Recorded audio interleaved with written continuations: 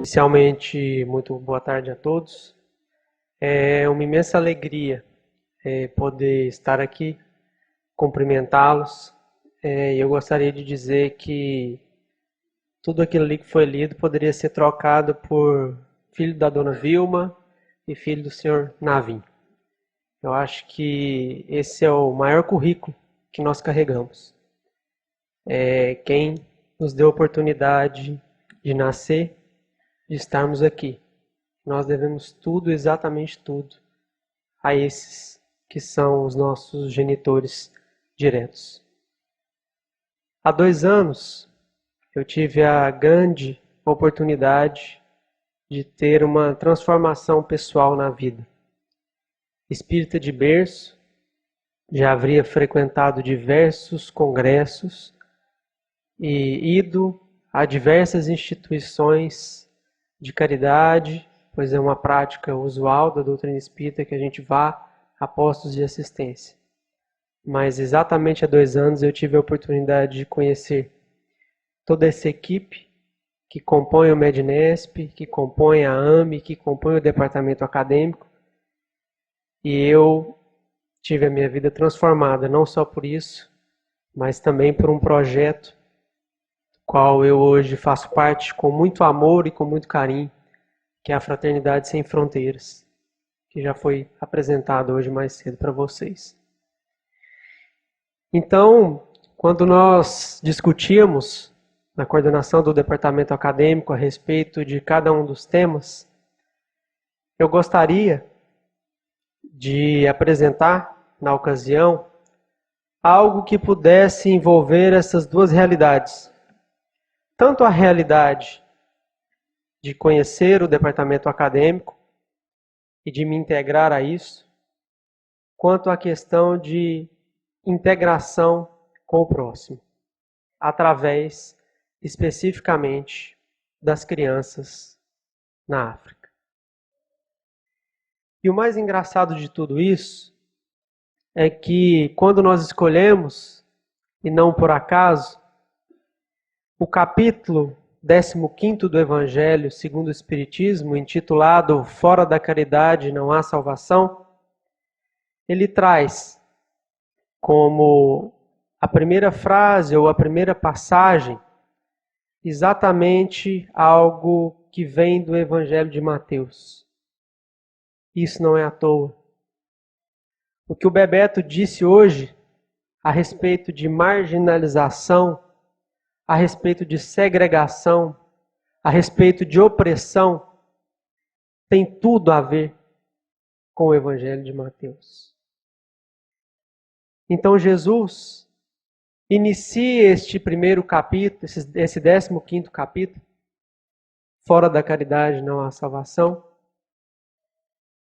com o título O que é preciso fazer para ser salvo? E essa é uma pergunta impactante.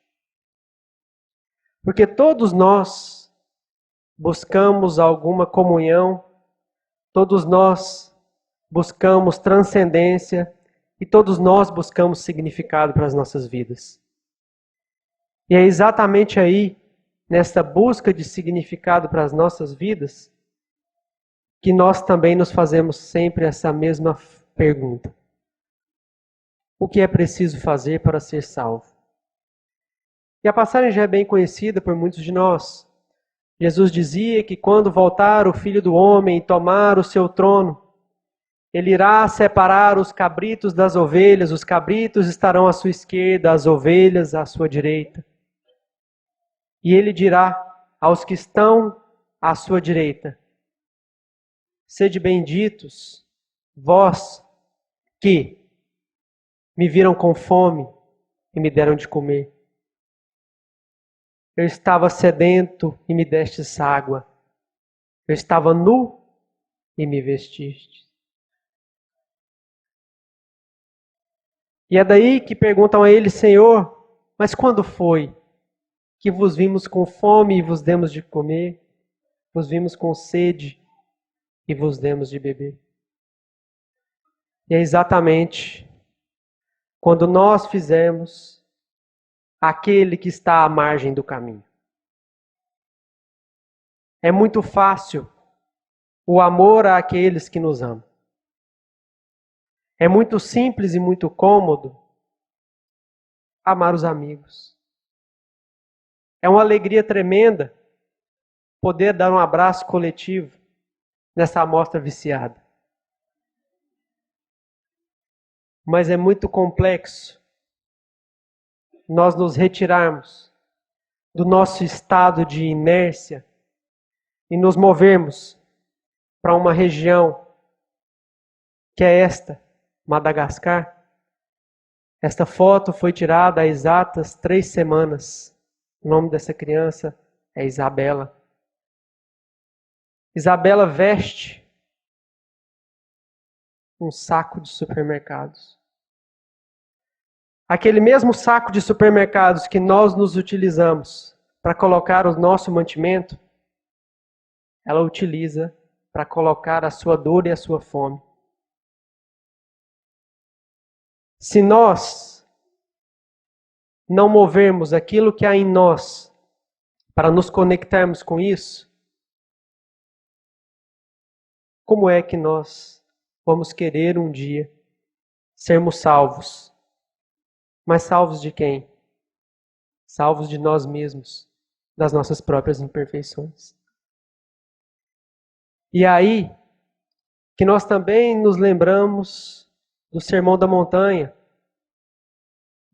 onde Jesus acaba nos primeiros dias do apostolado dando lições, mas especialmente lições a um discípulo. No capítulo 11 do livro Boa Nova, o benfeitor Humberto de Campos nos narra que Levi, o apóstolo, posteriormente conhecido como Mateus, que era o apóstolo mais culto, era um judeu, cobrador de impostos, falava diversas línguas, havia sido convidado por Jesus. Quando fazia a coleta de impostos, Jesus chega até ele e lhe pergunta: Levi, que fazes? E Mateus lhe responde: recolho os impostos devidos a Herodes. Jesus então lhe convida: queres recolher as bênçãos dos céus? E ele prontamente lhe responde: Senhor, estou pronto. E quando é que nós nos colocamos nesta posição de olharmos para Jesus e dizermos: Senhor, estou pronto? Levi era um dos apóstolos mais procurados naqueles primeiros dias do apostolado, por aqueles mais simples, por aqueles mais humildes. Pois quando muitas das pessoas não conseguiam, aquela turba não conseguia chegar até Jesus, eles acabavam chegando até os apóstolos mais próximos. Em uma determinada ocasião, foram à casa de Levi, Lisandro, um aleijado, Pafos, alguém que havia sido rejeitado pela família, e, esqueci o nome do outro, que era um também marginalizado, Áquila, que era um marginalizado. E eles queriam ajudar na formação do reino de Deus. Mas Levi olha para aqueles humanos com defeitos, com fragilidades, com dificuldades, e lhes diz: mas o que é que nós podemos fazer com vocês no reino dos céus? Você, Lisandro, que é aleijado. Você, Áquila, que nem a família quis. E você, Pafos, que vive e padece aflições diárias. E eles acabaram naquele momento enxergando as suas próprias imperfeições. E se entristecem e saem da casa de Levi. Jesus mais tarde vai até a casa de Levi. Levi lhe narra toda essa situação.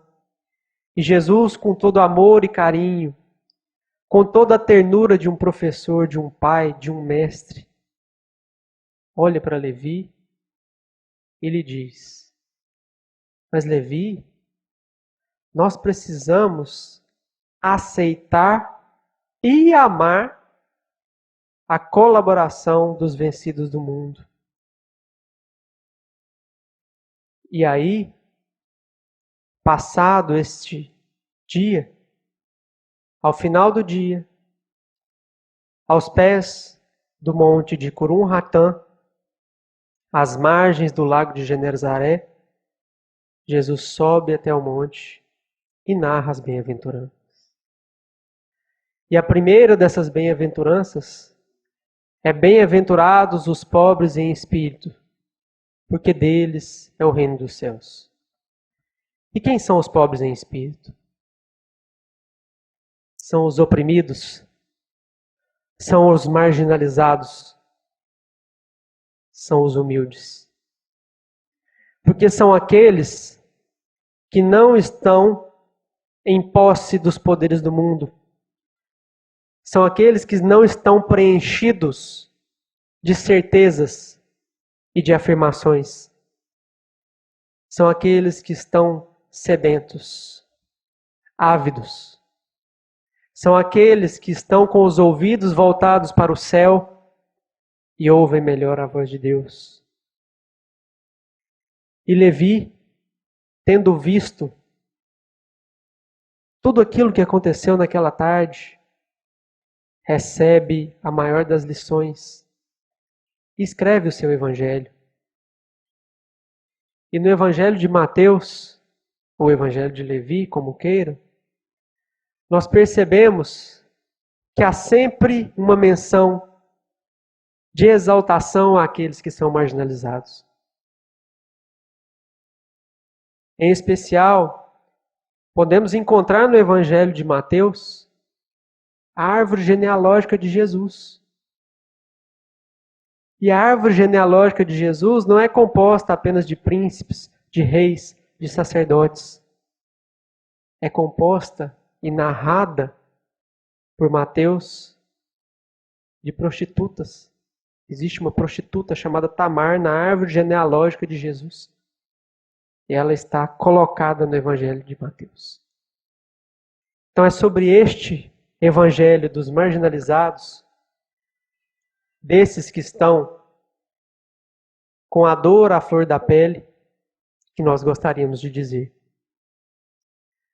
Ainda nessa passagem, no capítulo 11 do livro Boa Nova, Jesus, se referindo a Levi, diz: buscando os oprimidos, os aflitos e caluniados, sentimos-los tão unidos ao céu nas suas esperanças, que reconhecemos na coragem tranquila que revelam um sublime reflexo da presença de nosso Pai em seus espíritos.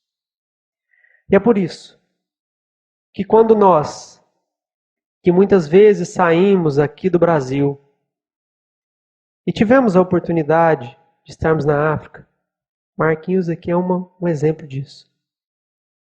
E nós saímos daqui com o coração cheio de boa vontade para ajudar aquelas pessoas. Só que nós não sabemos, quando nós saímos daqui, que nós somos os grandes necessitados. Porque esses espíritos que nós encontramos, marginalizados, oprimidos, aflitos, já se encontram em comunhão com o Pai. E nos dão lições tão puras e perfeitas de conexão com a sabedoria do Cristo, que nós nos enxergamos os verdadeiros necessitados do amor que estes seres humanos acabam nos proporcionando. Em uma dessas ocasiões, no dia 16 de janeiro de 2016, eu estava às margens da aldeia de Musumuia, em Moçambique. Nós fomos visitar uma senhora que foi acolhida pelos braços generosos dos padrinhos da Fraternidade Sem Fronteiras. E como é comum nessas regiões, eles adoram falar o seu próprio dialeto. Nós chegamos, fizemos uma grande roda, e uma senhora idosa, já dos seus 80 anos, começa a narrar sua história. Ela não tinha como trabalhar. Tinha um filho deficiente mental e um neto que passava fome, assim como ela e o filho. Não havia esperanças, pois eles eram os verdadeiros marginalizados num país em que nem os seus próprios conterrâneos tinham a condição de lhes ajudarem. Mas isso não é o mais importante. O mais importante dessa história é a visão que essa senhora teve. Ela começou a narrar em Xangana, sendo traduzida para o português simultaneamente, com as seguintes palavras, que dão o título dessa palestra de hoje. Meus filhos, eu tinha uma dor muito grande. Essa era uma dor que me invadia e ela se estendia até o meu filho, até o meu neto. E ninguém se dava conta dessa dor. Ninguém enxergava essa dor. Mas quando vocês chegaram, viram a minha dor e compartilharam a minha dor, ela foi diminuída. Porque vocês se conectaram com a minha dor, sentiram comigo, e quando nós dividimos, aquilo que pesa, já não pesa mais tanto.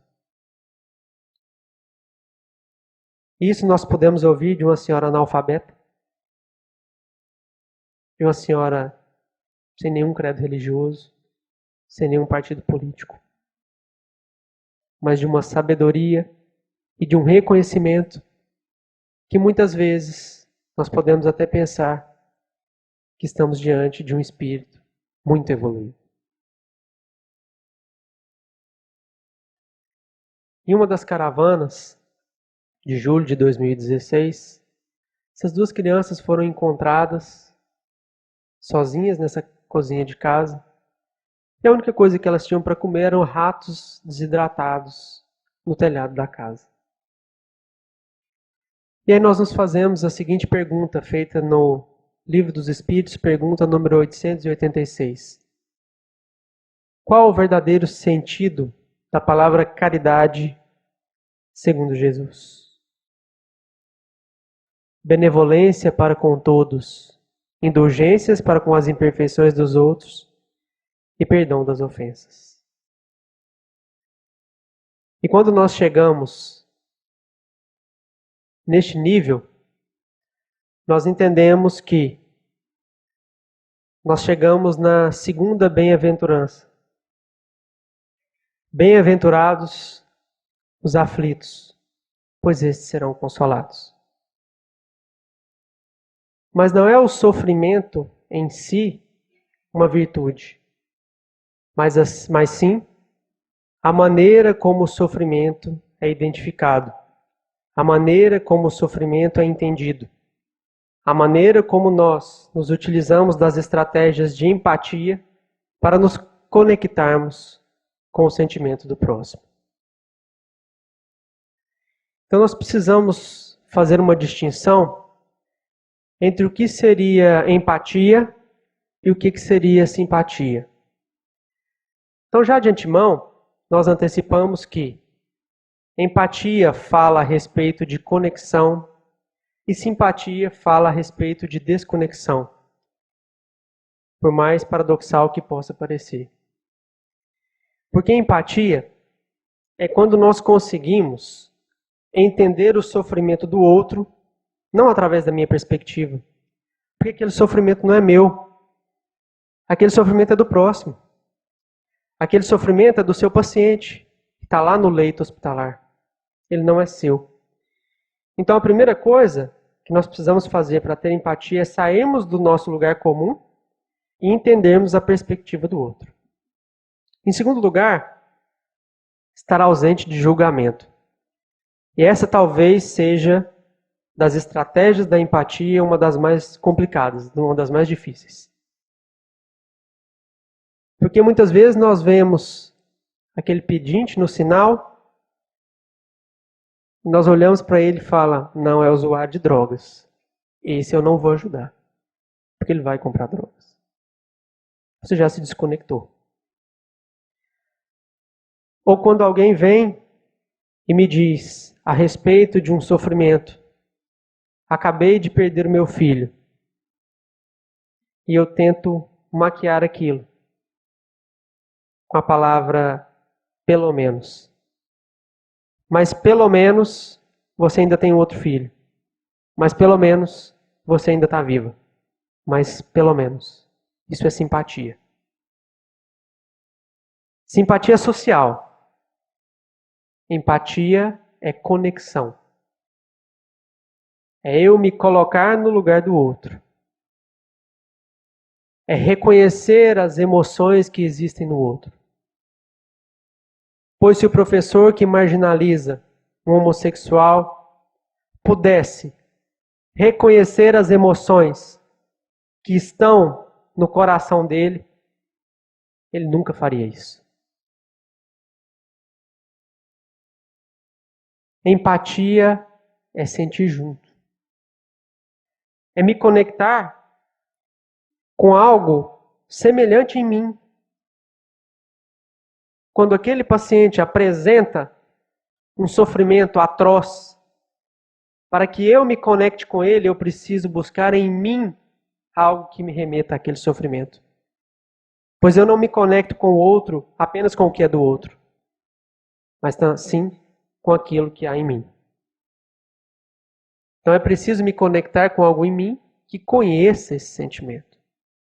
Então, se eu desconheço o sofrimento de um negro, de uma mulher, de um homossexual, de um marginalizado, de um miserável, eu não consigo ter empatia porque eu não consigo me conectar. De um animal. Então, o que faz algo melhor é a conexão. Para deixar um pouco mais claro isso que a gente está narrando, um pequeno videozinho.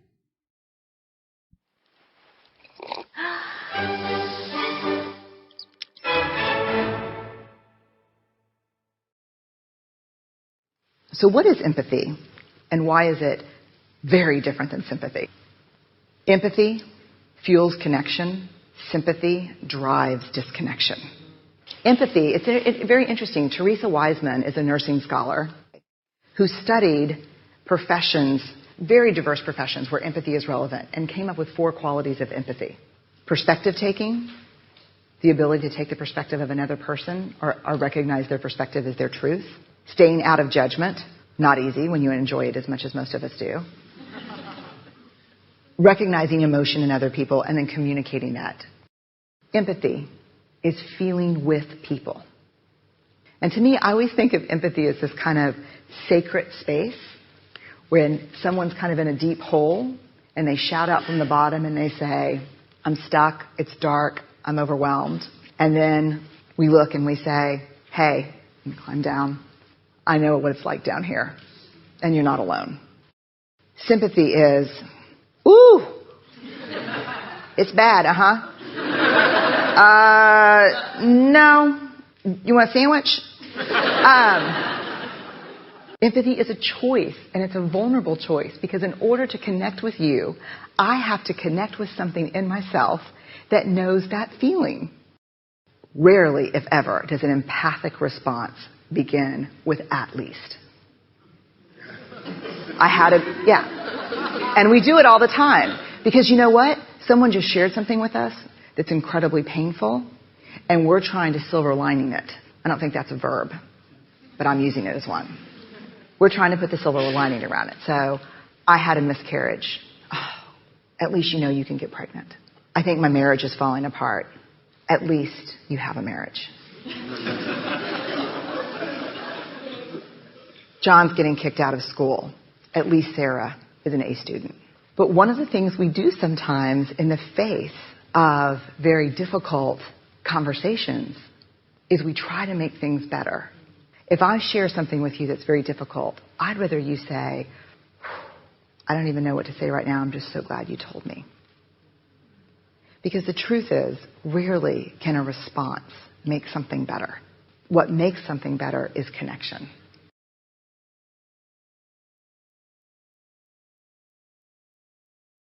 O que faz algo melhor é conexão. E é por isso que nós estamos aqui hoje conectados. Existe uma obra que é muito interessante, é uma obra do Hans Kilian, chamada Sob o Olhar de Deus. Talvez tenha sido o grande autor que tenha me feito tender para a medicina. Ele é um cirurgião alemão, e no seu livro existe uma frase do Joseph Conrad, que diz o seguinte: e assim vamos com o tempo que passa até o dia em que percebemos já é muito perto de nós, uma espécie de limite, uma linha de sombra. É o sinal que deveremos deixar para trás todo mundo descuidado da juventude. No caso do Hans Kilian, como um cirurgião, a linha de sombra que ele avalia é aquele momento em que ele faz a sua primeira cirurgia sozinho, apenas sob o olhar de Deus. Então é esse momento que todos nós vamos encontrar. Nós podemos em alguns momentos chamá-lo de deserto interior, e aí nós vemos o Rossandro Klinde, nos dizendo a respeito da importância do deserto nas nossas vidas, a importância do isolamento, a importância de nós estarmos sozinhos, conectados conosco mesmo, para que nós possamos estar apenas sob o olhar de Deus e deixarmos todo aquele passado de juventude. Mas quando eu digo juventude, é aquela juventude, aquela infância do ponto de vista espiritual, de imaturidade. Nós podemos compreender a linha de sombra também como sendo uma parte do mecanismo berço-túmulo, que seria aquele mecanismo de quem reencarna quando reencarna, quem desencarna quando reencarna. O momento do desencarne é uma linha de sombra, é uma linha divisória. Será que hoje não seria o nosso dia de linha de sombra? De nós deixarmos para trás tudo aquilo que tem marcado a nossa evolução como forma de imperfeição, como forma de desconexão, como forma de apenas simpatia, e nos conectarmos com aquilo que há em nós, para que nós possamos fazer da nossa vida algo mais profundo, algo mais útil, algo mais válido e mais conectado com o que nos pede o Cristo. Porque não importa de onde é que você veio, não importa o que você fez ontem, o que você fez hoje. As pessoas que te agrediram ontem, as pessoas que você agrediu ontem, nada disso importa. Porque Jesus nasce em condições de miséria. Porque Jesus não escolhe nascer num palacete, filho de um senador. Porque Jesus escolhe a manjedoura. Porque não importa de onde é que você está vindo. Importa é para onde você vai. Importa para onde nós caminharemos juntos. Importa que nós possamos conectar a nossa vida à vida do Cristo. Eu vou pular essa parte por causa do tempo. Me perdoem. Porque a doutora Ana Cláudia Quintana, que é uma das maiores especialistas em cuidados paliativos do Brasil, e que também sofreu burnout, que também sofreu depressão, que também trancou a faculdade por mais de um ano, que também abandonou o seu serviço como médica, pois não conseguia, em alguns momentos, lidar com o sofrimento excessivo de alguns pacientes.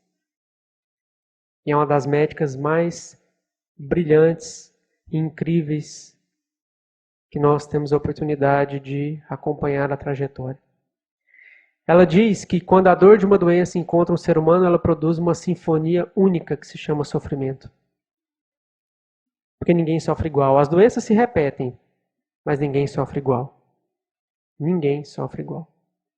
E aí nós entendemos os domínios da dor total, o sofrimento da dor física que precisa ser diminuído para que nós possamos entender o domínio emocional do adoecimento, para que nós possamos entender o domínio social do adoecimento, aquele paciente que está no leito de hospital e que está com medo de ser abandonado pela família naquele leito de hospital sozinho. E o quarto domínio e transcendente, que seria o domínio espiritual da dor. Olhemos bem para essa senhora. Será que ela se preparou para essa consulta? Há quantos meses ela espera para esse encontro com essa enfermeira, ou médico, ou fisioterapeuta? Será que ela tomou banho para ir para essa consulta? Ela se arrumou, prendeu o cabelo com um grampinho discreto, abotoou a camisa até o pescoço, coloca um chale nos ombros. Ela vai ter 15 minutos. Ela espera por essa consulta há 6, 7 meses. E dentro desses 15 minutos ela precisa dizer tudo o que ela quer dizer. Ela precisa escutar tudo aquilo que o médico vai dizer para ela também. Será que essa profissional está preparada para esses 6 meses de espera? Porque o tempo que os dois vão trocar, diz Ana Cláudia, é o mesmo. O médico doa 15 minutos da vida e o paciente doa 15 minutos da vida dele. São 15 minutos que podem transformar uma vida. Será que ela tem muito tempo ainda de vida? Quanto tempo ainda lhe resta?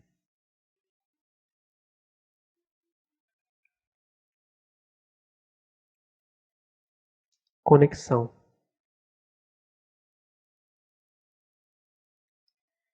Se eu estivesse num congresso ordinário, esse senhor seria apresentado como JFO, 86 anos. Mas para vocês, esse é o senhor José Francisco de Oliveira, meu amigo. Na enfermaria de clínica médica da Santa Casa de Misericórdia de Goiânia, eu tive a oportunidade de ficar 46 dias ao lado desse senhor. Portador de várias doenças, extremamente emagrecido, um mega esôfago, um esôfago dilatado, uma dificuldade de deglutição, está com a sonda nasoentérica, ele se alimentava por essa sonda. E apesar do meu esforço e do esforço de toda a equipe, o senhor José Francisco foi parando de falar, foi parando de conversar. Até que um dia eu cheguei às 5h50 da manhã nessa enfermaria, acordei seu José Francisco, fiz todo o exame físico e não consegui que ele me falasse nada. Meia hora depois eu voltei e falei, seu José Francisco, o que o senhor precisa de mim? O que eu posso fazer? O que está ruim aqui que o senhor não está conversando? E ele balbuciou para mim assim, ó, fome. Estava com fome. Ele só se alimentava pela sonda. A fonoaudiologia já havia sido chamada, ele não poderia fazer deglutição porque tinha o risco de broncoaspiração. E aí eu me peguei como não sendo o médico responsável por ele, mas sendo a única pessoa responsável que sabia que o grande problema que ele passava naquele momento era a vontade de comer, um pouco. Ele queria comer.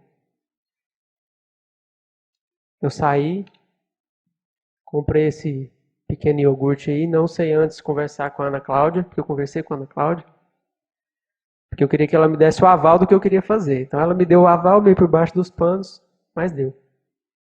Essa é a esposa dele, a dona Teresa, dando um gole de iogurte, seu Zé Francisco.